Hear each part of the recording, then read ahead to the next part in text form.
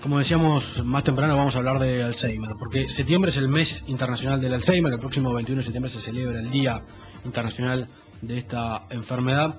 Y está con nosotros aquí en estudios, aquí en la Rural del Prado, el doctor Fernando Bota, que es doctor en Medicina de la Facultad de Medicina de la Universidad de la República, un posgrado en preancianidad y geriatría, y además es presidente de la Sociedad Uruguaya de Gerontología y Geriatría. ¿Cómo le va, doctor? Buen día. Buen día a la audiencia, muchas gracias por la invitación.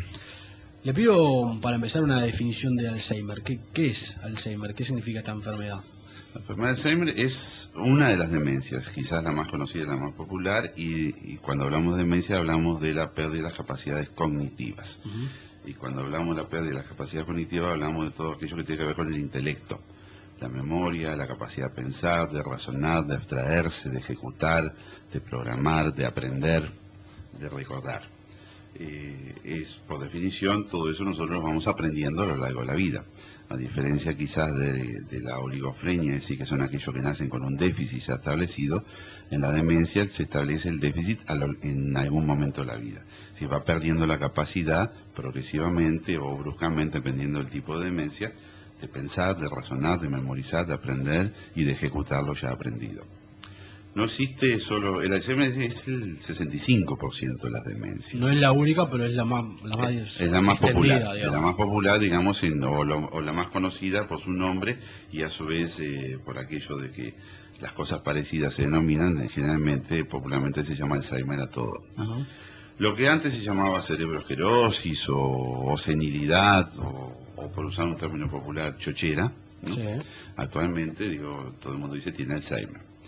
Lo cual a veces es correcto y a veces no es correcto, porque la gran importancia es distinguir el Alzheimer de otras demencias, porque tienen tratamientos distintos, tienen implicancias distintas, tienen pronósticos distintos, y algunas de las demencias son curables. Entonces es fundamental hacer el diagnóstico precoz, el diagnóstico oportuno, y sobre todo hacer el diagnóstico diferencial con otras demencias para hacer los tratamientos adecuados. ¿Las demencias, y el Alzheimer en particular, son enfermedades de viejos? No. Te voy a nombrar una de las demencias que cada vez se está haciendo más frecuente, que es la demencia del HIV-Sida, por nombrar una que afecta a poblaciones muy jóvenes. La demencia puede aparecer a cualquier edad. En la medida que envejecemos, las probabilidades de tener las demencias degenerativas, que esa es la del Alzheimer, una demencia degenerativa, es mucho más probable, valga la redundancia.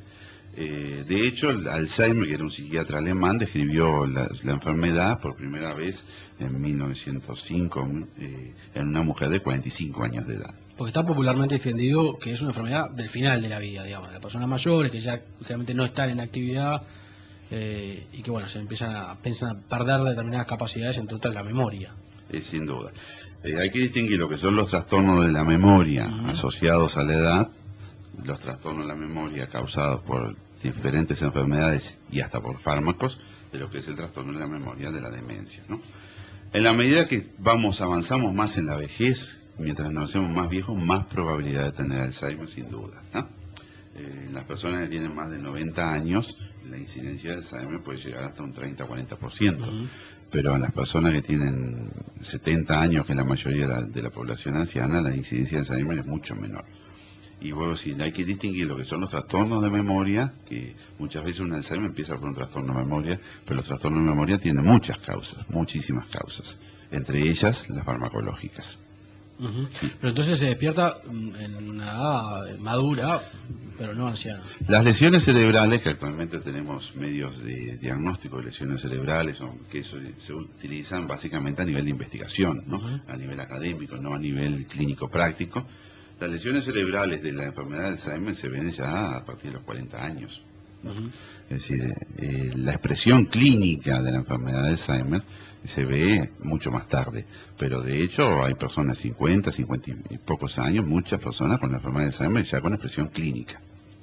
¿Cómo se da cuenta uno que puede comenzar a tener algunos síntomas relacionados a esta enfermedad? A los 40 años, cuando seguramente no está en el imaginario de nadie. El primer síntoma es que los demás lo empiezan a observar a uno distinto. Entonces, una persona que tiene 40, 50, 60 años que está trabajando, sus compañeros de trabajo empiezan a notar que está cometiendo errores. Lo empiezan a notar distinto, lo empiezan a notar que rinde menos, que produce menos, que le cuestan más las cosas, que le cuesta aprender nuevas cosas, que comete errores involuntarios, que comete olvido, que tiene dificultades en algunas palabras, que tiene dificultades en hacer aquello, y le empiezan a decir, che, ¿qué te pasa? ¿Qué te pasa? Entonces, ese es el primer síntoma. Ahora ahí puede ser común también que se asocia al estrés, a mucho trabajo, estoy cansado, tomate una día de vacaciones, me separé de mi mujer, mis hijos adolescentes vuelven a las 5 de la mañana de bailar, o sea, hay muchos factores. Sin duda, sin duda. Y tú tocaste inadvertidamente un tema que es la depresión. Y hay una estrecha relación entre la depresión y la enfermedad de Alzheimer. Y muchas veces una enfermedad de Alzheimer también empieza por una depresión. Entonces, de hecho, que una persona de mediana edad te padezca de depresión, que se instala en la mediana edad, ya es un factor de riesgo para el desarrollo de Alzheimer. Entonces, lo que corresponde es la evaluación adecuada a todos esos síntomas, ¿no? En la medida que va progresando, ya es ostensible y lo empieza a notar la familia también. Y cosas que se daban como propias, digamos, del envejecimiento, o del cansancio, o del estrés, como tú estás diciendo, se empiezan a dar cuenta que son elementos que tienen que ver con enfermedades francamente. Pongamos el ejemplo, es un taximetrista, ¿no? Empieza a cometer errores, empieza a tener pequeños accidentes, cuando finalmente empieza a perder la recaudación, es decir, empieza a olvidar las calles, empieza a necesitar ayuda, y todo el mundo dice, che, ¿qué te pasa? ¿Qué te pasa? Esos son los primeros síntomas. Después, bueno, en la medida que la enfermedad avanza, el trastorno de memoria es mucho más importante y todo el mundo le empieza a decir, ¿pero no te acordás que te dije tal cosa? ¿No te acordás que quedamos en tal cosa? ¿Cuál es la diferencia grosera, grande, digamos, entre un trastorno de memoria por demencia y un trastorno de memoria por otras causas? El demente se olvida que se olvida. No se da cuenta que se olvida. En cambio, la persona que tiene un trastorno de memoria por otras causas se da cuenta de su déficit, ¿no? Y reconoce sus olvidos y hace medidas para rectificar sus olvidos. Entonces, si yo quedé contigo en que nos íbamos a encontrar mañana y me olvido, porque me puedo olvidar por todos esos motivos y otros que tú mencionaste, cuando me llamás por teléfono me decís, che, loco, te estoy esperando, ¿qué pasó? Hoy me olvidé. En cambio el demente dice, no, a mí no me dijiste nada. Quiere decir que el autodiagnóstico es muy complicado. Es muy complicado. Porque uno puede darse cuenta que está cometiendo determinado error o que se está olvidando, como usted dice, de una reunión. Ahora, si uno no es consciente de ello, es muy difícil autodiagnosticarse, ¿no? O por lo menos y tener la conciencia de que hay que consultar a un médico. Lo que pasa además en aquello de que todos los seres humanos nos queremos autodiagnosticar, y lo cual es un profundo error, digo, se atribuye al envejecimiento o al estrés o al cansancio síntomas que no son ni el envejecimiento, ni el estrés, ni el cansancio. Entonces, lo correcto es eso, digo, frente a la aparición de determinados síntomas, consultar y valorarlos, ¿eh? Y no decir, esto se me va a pasar, porque además esa es la conducta natural humana, y bueno, estoy cansado, me pasa esto, se me va a pasar. Lo mismo pasa en otras edades, con otras enfermedades, es decir, pretendemos hacernos un autodiagnóstico. Yo con esto tampoco pretendo medicalizar la vida diaria, ¿no? Pero cuando la persona está notando déficit, está notando problemas, y cuando los demás le están diciendo, tenés problemas, es el momento de consultar. Y hay que apoyarse mucho en la familia. Pues la familia es la que está viendo ese deterioro y es la que está asistiendo a ese deterioro y es la que debes obligar a la persona a consultar. Porque muchas veces, no, yo estoy bien, se me va a pasar, ¿no? Claro. Eso en etapas muy precoces, muy iniciales. Ahora, siguiendo con esas etapas precoces o iniciales, ¿se cura? Hay algunas demencias que se curan, otras no. Groseramente podemos clasificar las demencias en las degenerativas, que son las incurables, entre las cuales la Alzheimer es la más común, la más frecuente, la más popular, que las degenerativas son, como decíamos, el 60 al 70%, y las curables, que tienen que ver, por ejemplo, con el HIV-Sida, con el déficit de vitamina B12, con el hipotiroidismo, con las consecuencias algunas consecuencias de los traumatismos de cráneo, con algún tipo de lesión degenerativa del sistema nervioso central que se puede operar y derivar. Es decir, hay muchas que se curan y que de hecho no hay que dejarlas avanzar. Claro. Porque en la medida que avancen, por más que hagamos el tratamiento curativo, los lesionados ya están.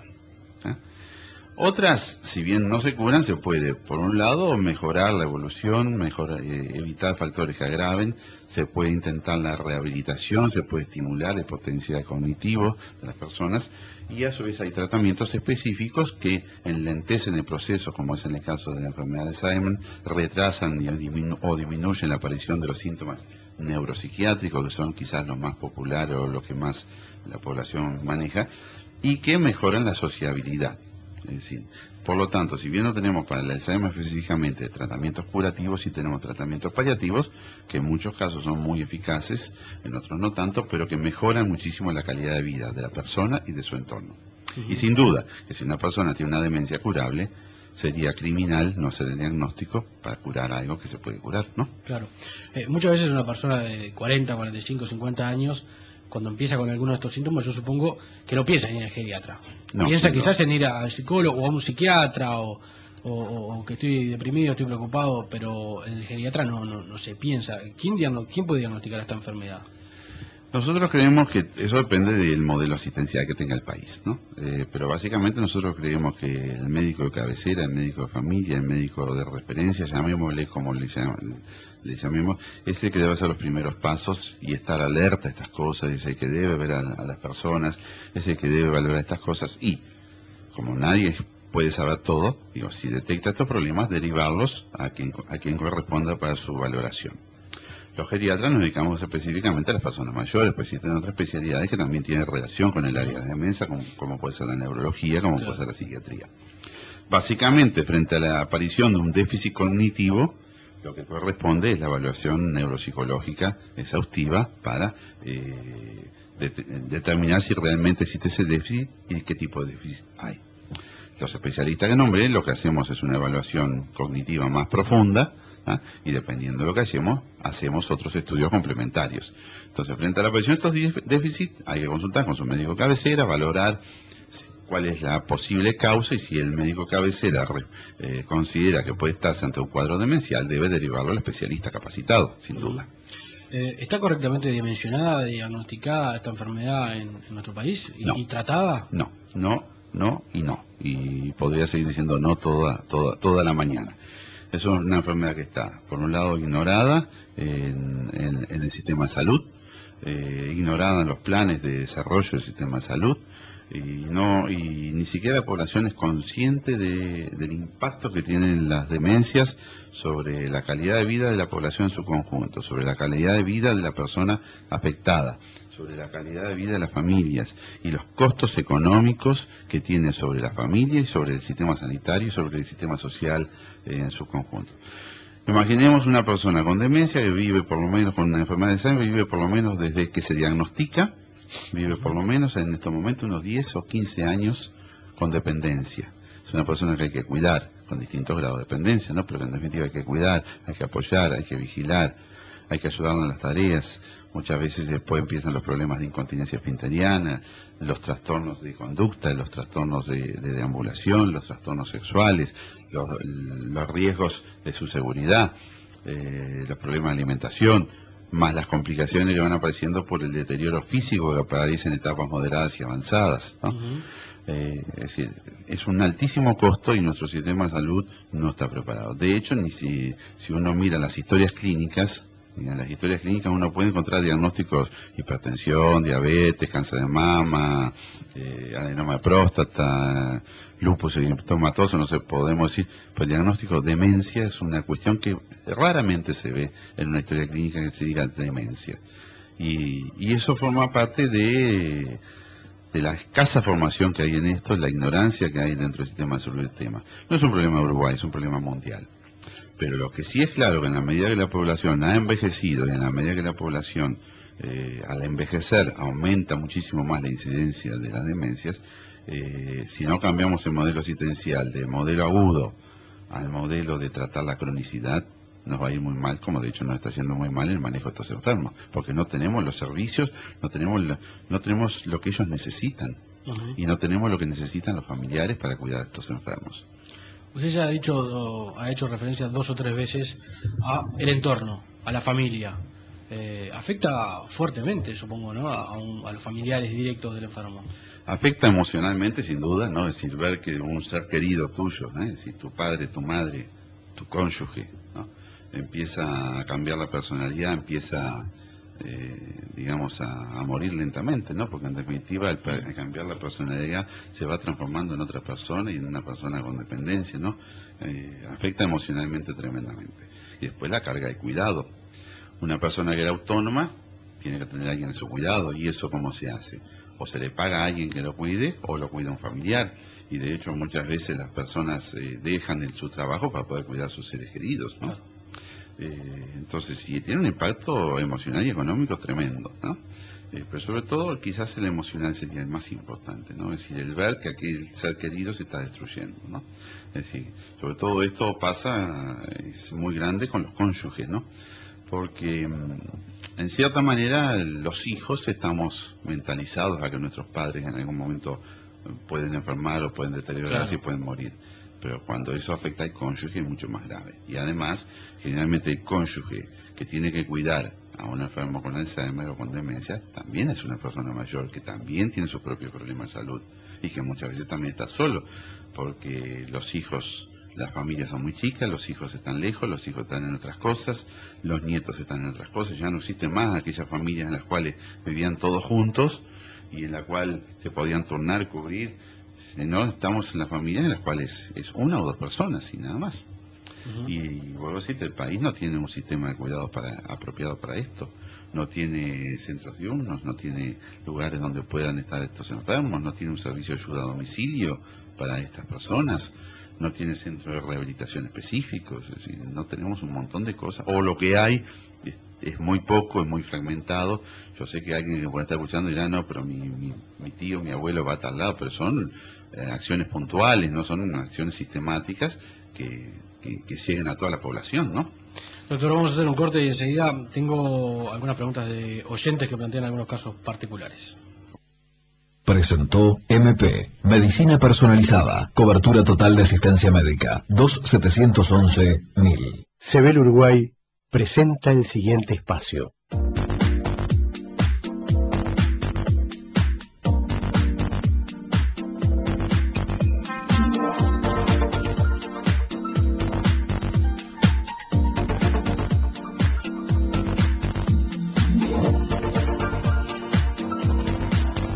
Son las 10 de la mañana en punto, estamos hablando con el doctor Fernando Bota, que es doctor en medicina, posgrado de preancianidad y geriatría y presidente de la Sociedad Uruguaya de Gerontología y Geriatría.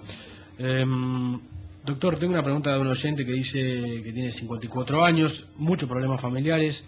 He notado que por momentos como que me queda la mente en blanco. ¿Podrá ser el principio de esta enfermedad? Dice Elsa, desde La Paz. Es muy difícil hacer diagnóstico con tan pocas cosas. Es un síntoma de alarma, digamos. Si tiene ese síntoma, yo creo que lo que corresponde a lo que hablábamos antes, que consulte a su médico, que su médico verá cuál es el diagnóstico, cuáles son las probabilidades diagnósticas, y si el médico estima pertinente, la llevará a la evaluación neuropsicológica, ¿no? Pero esos primeros síntomas que describe pueden... Las lagunas son un síntoma posible, sin duda. Claro.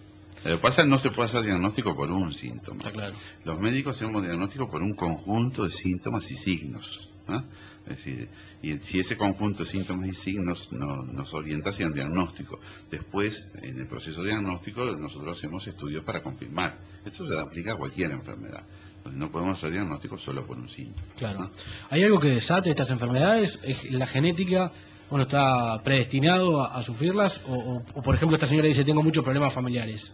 En el caso específico de la enfermedad de Alzheimer, es claro la evidencia que hay una predisposición genética a padecerla. Predisposición, no hay una herencia directa. Claro. Pero si tú tienes familiares con enfermedad de Alzheimer, tienes alta probabilidad de tener una enfermedad de Alzheimer en el futuro. Y ahí hay un dato importante, entonces, que es, como por ahora no tenemos cura, yo estoy seguro que en el futuro no muy lejano va a haber una cura, y si los dineros de la investigación que se dedican a investigar otras enfermedades menos acuciantes o que se dedican a otras cosas, se dedican a investigar Alzheimer, seguramente estaríamos mucho mejor en este momento. Pero mientras no haya una cura, lo importante es que aquel que sabe que tiene una predisposición a padecer Alzheimer porque tiene un familiar directo con Alzheimer, con diagnóstico de Alzheimer bien hecho, ojo, que se prepare para tener el Alzheimer. Entonces, y eso vendría a formar parte de lo que podríamos llamar la prevención. Pero, por ejemplo, si yo sé que mis padres tienen la enfermedad, es probable, o tuvieron, o mis abuelos, es probable que la desarrolle, ¿se puede hacer un proceso de preparación? Justamente, lo que estamos diciendo, prepararte para padecer la enfermedad. Si sabes que tus padres, los dos, tienen Alzheimer, la probabilidad que tú desarrolles el Alzheimer es muy grande, ¿no? No es obligatoria, no es obligatoria. Entonces, prepararte para eso. ¿Y qué es lo que tenés que hacer? Si sabés que vas a tener esos síntomas de deterioro mental, deterioro de memoria, deterioro físico, tenés que en la etapa activa, en la etapa madura, en la etapa de la adultez, potenciar al máximo esas capacidades tuyas. Cosa de que cuando empiecen los problemas de memoria, tu memoria esté explorada al máximo. Cuando empiecen los problemas de habilidad, tus habilidades estén exploradas al máximo. Cuando empiecen los problemas físicos, tu cuerpo tenga el máximo potencial muscular. Y eso es una excelente manera de capacitarte. Adquirir habilidades que permitan que cuando el deterioro sea mayor, las instancias de ocupación, de terapia de ocupación, porque a veces el gran problema con los enfermos es el ocio, qué hacer con el ocio, ¿no? Claro. Que entonces haya con qué entretenerte, con qué ocuparte y con qué en definitiva hacerte mejor la calidad de vida. Por ejemplo, un inspector de un lugar que se dedica a llenar formularios durante todo el día, durante toda su vida laboral, por ejemplo, seguramente cuando esté con una demencia avanzada nosotros podremos entretenerlo en el buen sentido de la palabra, poniéndole que llene formularios y él se va a sentir útil, se va a sentir bien y eso le va a mejorar su aspecto de ocio, ¿no? Una persona que aprenda, yo que sé, a tejer, a hacer crochet, cuando esté con la demencia podremos ocuparla tejiendo y haciendo crochet, porque el problema es que nos viene la demencia, nos viene el deterioro y después no tenemos capacidades como para mejorar nuestra calidad de vida y para entretenernos. Y el gran problema con los enfermos de mente, o uno de los grandes problemas con los enfermos de mente que afecta a la familia es cómo entretenerlos, cómo ocuparlos y cómo evitar que los trastornos de conducta afecten la convivencia, ¿no? Usted me decía que hay distintos factores, pero por ejemplo, Uruguay es una ciudad que toma muchos medicamentos. Muchas veces se habla de las drogas legales, muchas veces ni siquiera recetadas por un médico, que los uruguayos consiguen y toman habitualmente. ¿Esto puede generar trastornos de la memoria o puede desencadenar enfermedades de este tipo? El consumo de fármacos sin duda que genera trastornos cognitivos, sin duda, y forma parte de los elementos en los cuales nosotros, valorándolo adecuadamente, podemos retirar esos fármacos o sustituirlos por otros que sean menos nocivos. No podemos decir que la demencia se cause por fármaco, pero sí da síntomas muy similares, sobre todo en los aspectos de la memoria, ¿no? Muchos de los trastornos de memoria tienen que ver con el consumo de sustancias o de fármacos. Y bueno, haciendo una adecuada prescripción de esos fármacos o retirándolos si no son necesarios, sin duda que se mejoran los aspectos de la memoria, ¿no? Y a su vez, muchas veces el uso inadecuado e inapropiado de fármacos agrava la demencia. Claro. Entonces ahí hay un círculo vicioso que hay que romper muchas veces, ¿no? ¿Por qué decidió dedicarse a esta área particular de la medicina? Vocacional, ¿no? Tu pregunta me está diciendo, está transmitiéndome lo que todo el mundo dice, es decir, porque hacia las personas mayores, hacia los viejos, a mí me gusta hablar de los viejos cariñosamente, hay toda una discriminación en la sociedad, y esa discriminación se extiende sin duda en la medicina, ¿no? Da mucho más prestigio decir soy intensivista, cirujano plástico, cardiólogo intervencionista, que decir soy geriatra, ¿no? Pero cuando uno es vocacional, uno se satisface por esos lados, ¿no? Y aparte de ser vocacional, sin duda es una necesidad que tiene la sociedad. Uno de los problemas que hay en el sistema sanitario, y acá te cuento una intimidad del cuerpo médico, es que justamente dicen, yo no entiendo a los viejos, yo no los comprendo, no los conozco, yo sé manejar jóvenes, sé manejar adultos, pero me cuesta entender. Y hay que formarse, bueno, y como en todas las cosas a uno le tiene que gustar. Y todo lo que tenga que ver con la cronicidad o con el deterioro, bueno, uno debe ser vocacional, porque si no uno termina enfermándose también. Y cuando hablamos de esto, hablamos de los niños con parálisis cerebral, hablamos de los enfermos de cáncer avanzado, es decir, muchas áreas, por hablar en la salud, en las cuales se trata de temas difíciles, complejos, ¿no? Claro, porque muchas veces se dice, bueno, los médicos se forman para salvar vidas, pero hay médicos que se dedican a la etapa final de la vida de las personas, o enfermos crónicos, o en este caso personas de avanzada edad, que están muy cerca del final de su vida. Que los médicos se forman para salvar vidas es una gran mentira. Es una gran mentira que se ha repetido durante generaciones. Pero ya desde los principios hipocráticos, ¿no? Desde Hipócrates ya se dice que los médicos lo que tenemos que hacer es acompañar, es confortar, ¿no? Y si podemos curar, ¿no?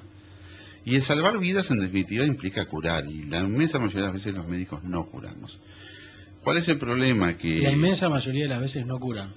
No, porque justamente pues asistimos el cambio epidemiológico que ha habido con la mejora de las condiciones en la salud en general y con el aumento de la expectativa de vida, ha transferido los problemas hacia la cronicidad. Tú y yo, en la mayor parte de la historia de la humanidad ya estaríamos muertos, Claro. o seríamos ancianos ya. Digo, ¿por qué? Porque durante la mayor parte de la historia de la humanidad la gente se moría joven y se moría por enfermedades infecciosas o por accidentes o por depredadores. O porque lo comió un león. Exacto.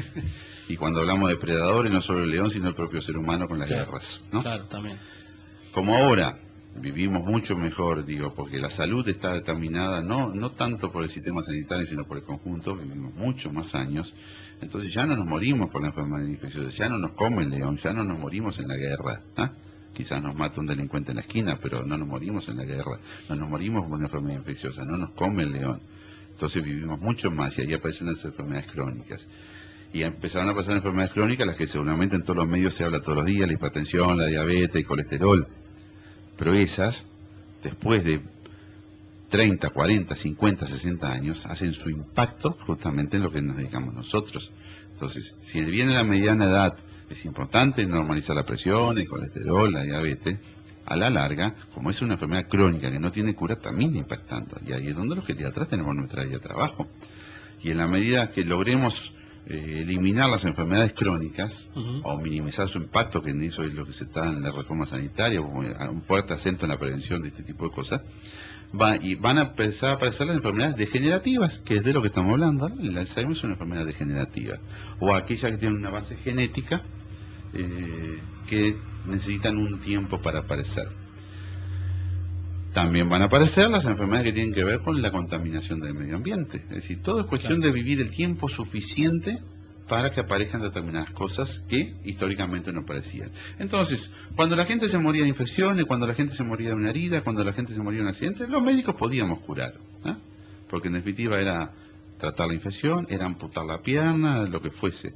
Pero en el momento, cuando hablamos de este modelo de cronicidad, no curamos. Entonces, eso que los médicos nos formamos para salvar vidas es una gran mentira. Los médicos nos formamos para confortar, o deberíamos formarnos para confortar, para acompañar.